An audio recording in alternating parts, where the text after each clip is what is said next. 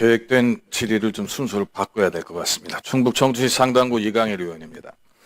후보자님 국가보훈부 장관 후보자로 지명되신 거 일단은 축하드립니다. 오늘 잘 해명하셔서 장관으로서 소임 다 하시길 바랍니다.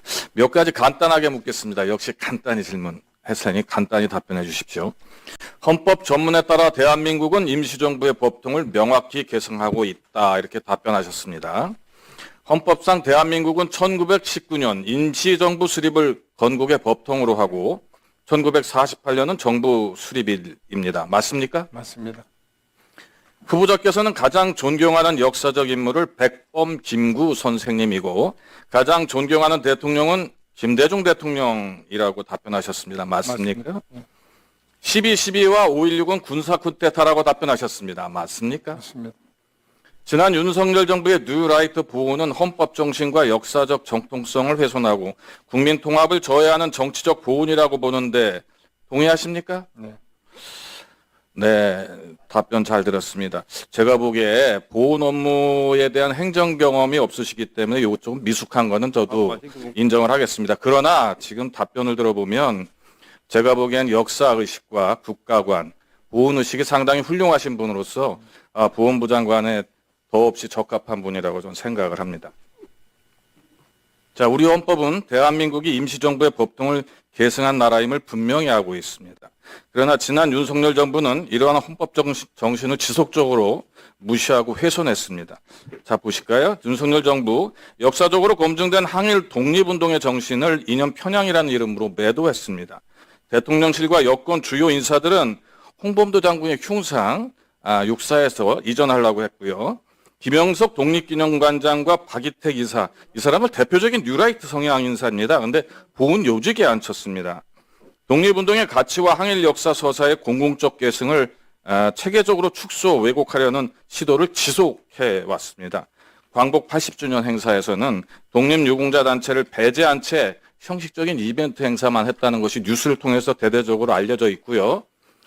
죄송하지만 일부 국민의힘 의원들도 일본군 위안부는 매춘이었다. 독도는 일본 땅이라는 주장도 있다라는 식의 역사 부족 발언도 서슴지 않았던 의원도 몇 분 계십니다. 자, 백선엽의 국립현충원 안장기록에서 친일 반민족 행위자라는 표현 삭제했습니다. 국회에서 의결된 민주유공자법 거부권 행사했습니다. 뿐만 아니라 국가보훈부가 관리하던 친일 귀속재산 일부를 친일파 후손에게 수의계약으로 매각한 적이 있습니다. 고운 행정의 근간을 훼손하고 나라를 되찾기 위해서 목숨을 바친 소년들의 명예를 국가가 스스로 짓밟았던 게 이전 정부입니다. 윤석열 본인은 지금도 내란죄, 외환죄 등 헌정질서 파괴 행위에 대한 수사와 재판을 받고 있는 피의자 신분입니다. 헌법과 국가 정체성 수호의 최전선에 있어야 할 대통령과 그 정부가 오히려 헌법과 보훈 가치를 훼손하는 데 앞장섰던 것입니다. 자, 후보자께서는 질문입니다. 윤석열 정부의 보훈 정책 기조가 국가의 헌법적 정통성과 보훈 철학에 부합한다고 생각하십니까? 안타깝지만 제가 느끼기에는 이연에 의해서 보훈 정책을 하다 보니까 사회 갈등을 오히려 증대시키지 않았나 이렇게 판단합니다. 좋습니다. 친일 인사를 보훈 인사로 앉히고 독립운동 정신을 축소하는 정책과 그런 인사에 대한 장관 후보자로서 문제의식과 대안 갖고 계십니까? 네. 좋습니다. 나중에 기회 있으면 듣겠습니다. 윤석열 정부가 보훈을 이념 갈등과 정치 편향의 수단으로 전략시킨 것에 대해 후보자께서는 문제의식과 개선 필요성을 인식하고 계십니까? 네. 좋습니다. 다음에 또 그 내용을 좀 듣겠습니다. 후보자께서는 윤석열 정부 출범 이후 보훈 정책에서 독립운동의 가치가 후퇴하고 친일 뉴라이트 관점이 강화되었다는 지적에 대해서 인정하십니까? 네, 인정합니다. 보훈의 핵심 가치에 반하는 인사에 대해 재검토하거나 해임을 건의하실 의향 있으십니까? 그 점은 아직까지 제가 내용을 구체적으로 살펴봐야 됩니다. 살펴보고 난 다음에 지금까지 말씀하셨던 그런 내용이 맞다면은 이 장관으로서 할 수 있는 조치를 하겠습니다. 네. 후보자께서 장관에 취임하신다면 대한민국이 어떤 역사적 가치 위에 서 있는지, 보훈이 어떤 철학을 품고 있는지, 국가의 품격이 어디에서 비롯되는지를 몸소 보여주는 장관이 되실 것을 기대하겠습니다. 후보자께서는 보훈은 이념의 문제가 아니라 국가의 책임이라고 강조해 오셨어요.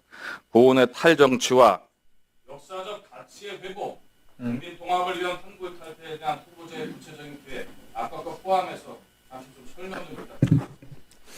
결과적으로 보험 문제에 대해서는 이 각 정부에 따라서 조금은 결은 다를 수 있습니다. 결은 다를 수 있지만 기본적으로 국가를 위해서 특별하게 희생하신 분에 대해서는 그 시대의 어떤 뭐 이념이랄까 가치에 의해서 평가를 가는 건 옳지 않다. 저는 그렇게 생각을 합니다.